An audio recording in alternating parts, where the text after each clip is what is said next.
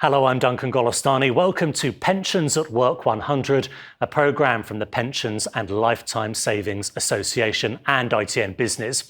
This year marks 100 years of the PLSA lobbying for better retirement outcomes. Joining me now is Chief Executive Julian Mund. Julian, welcome to you. The PLSA is the voice of workplace pensions. Tell us what that means and your role at the organisation. Well, the PLSA represents pension schemes across the UK.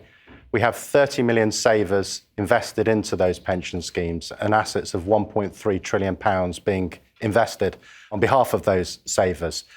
The reason why the PLSA exists and the reason why we were created 100 years ago and remains the reason why we're here today is to help everyone get a better income in retirement. Well, as you just mentioned, the PLSA is celebrating 100 years. What have been the biggest changes over that century? Well, state pension has seen incredible change over the last 100 years. It's grown, it's shrunk, and now it's starting to grow again. The nature of workplace pensions has also seen quite a lot of change. It's expanded, shrunk, and now it's starting to expand again. And then the types of pension schemes that you have in the UK have changed somewhat over the last 100 years.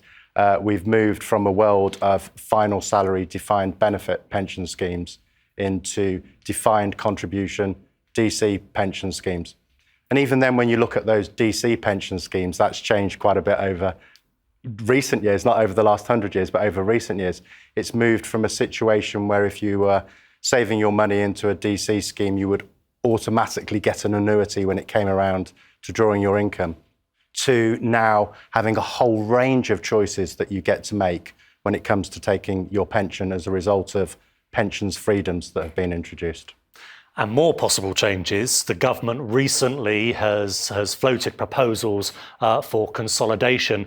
What do you think of that? What might that mean over the next 5 to 15 years?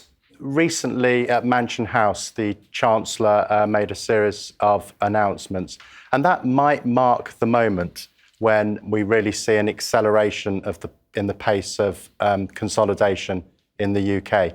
There has been a lot of change, though, recently, notwithstanding all of that. We've seen, with the introduction of automatic enrolment, many more people starting to save into DC schemes. We find ourselves with defined benefit DB schemes that are quite mature, well-funded, and looking to move towards the end game.